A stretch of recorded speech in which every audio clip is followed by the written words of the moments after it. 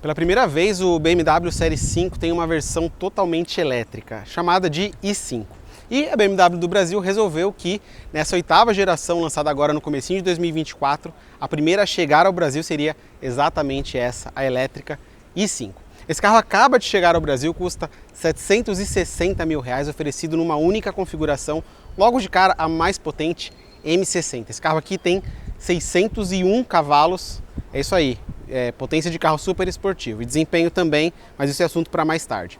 E aqui, né, além de ser uma versão inédita elétrica, a gente tem um visual totalmente renovado que eu já vou mostrar para vocês. Antes disso, eu quero te fazer aquele convite já para se inscrever no canal da Autosport e clicar no ícone do sininho. Assim vocês ficam sabendo antes de todo mundo quando tem vídeo novo por aqui.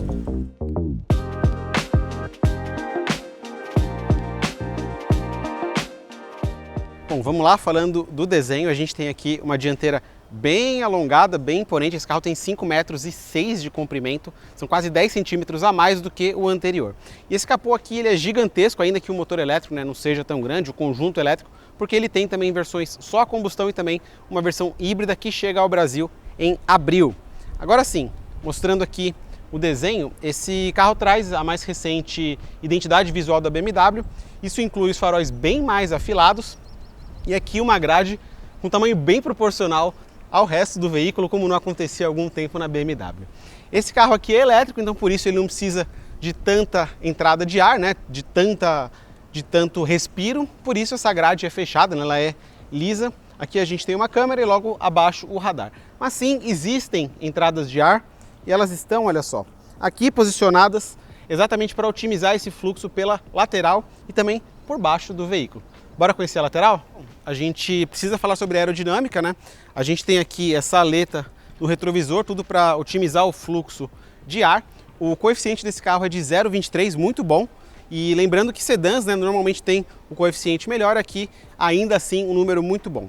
Ainda falando de aerodinâmica, olha só, a gente tem aqui as maçanetas, elas são integradas, tudo isso para gerar uma área menor, né, para reduzir a área de contato com o vento, então aqui elas são integradas. A gente tem essa tradicional queda do teto e a linha aqui com um easter egg, né, o número 5, já no final da coluna C. Falando de espaço, esse carro tem 2,99 metros de entre-eixos, é espaço bom pra caramba. Agora sim, chegando aqui na traseira, a gente tem as lanternas. Nessa nova identidade visual da BMW, elas são mais afiladas, né, invadem bem aqui a tampa do porta-malas e aqui a gente tem também o nome do carro, i5. O porta-malas, abertura elétrica. E aqui o volume é prejudicado parcialmente porque a gente tem um pneu de uso temporário como step. Bom, como a gente está falando do Série 5, com certeza parte do público que compra esse carro não anda necessariamente todo o tempo como motorista, né? Então esse aqui a gente já tem como um sedã executivo e por isso o espaço é muito, muito bom. 2,99 metros de entre-eixos, olha só, sobra um palmo inteiro para mim aqui nos joelhos. Eu que tenho 1,74 m, admito, não sou das pessoas mais altas.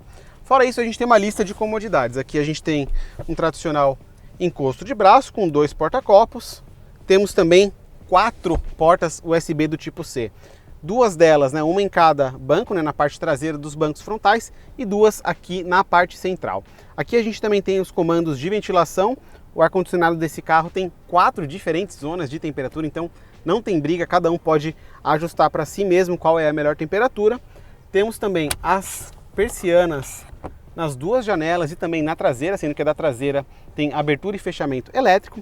E por fim, a gente tem aqui o espaço para o quinto ocupante, não é tão bom porque a gente tem aqui um túnel central elevado. Então, quem senta aqui no meio precisa ficar com as pernas abertas entre as 2 laterais. E a razão para isso é que o Série 5, nas versões a combustão, pode ter tração traseira também, né? Então aqui normalmente passa um cardan. Na versão elétrica, né, já que esse túnel existia, eles tiveram uma boa saída, né, que foram colocar 2 módulos de baterias aqui, totalizando aí mais de 80 kWh. Agora, bora ver como que é a vida de quem vai lá na frente?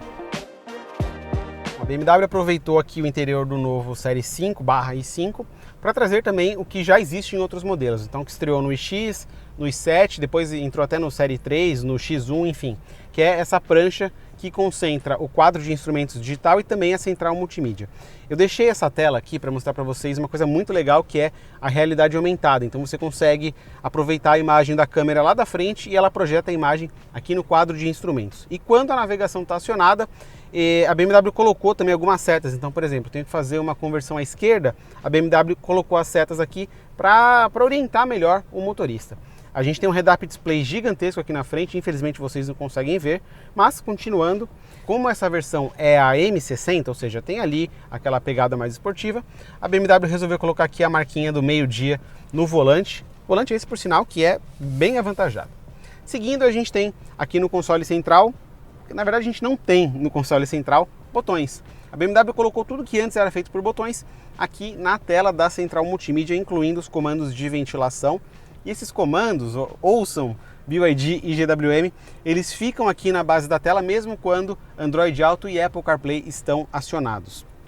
A gente tem aqui no console uma mistura muito legal de materiais. Então a gente tem aqui o seletor, né, do iDrive de cristal. Temos também um pouquinho mais acima fibra de carbono, né, plástico reforçado com fibra de carbono. E por fim, uma coisa muito legal que é a iluminação ambiente. E ela varia não só de acordo com o modo de condução ou o proprietário, né, o condutor pode escolher entre uma infinidade de outras cores. Então aqui eu coloquei laranja, se eu quiser, olha só, eu escolho um outro modo de condução e aí ele muda, né, toda a parte de iluminação interior.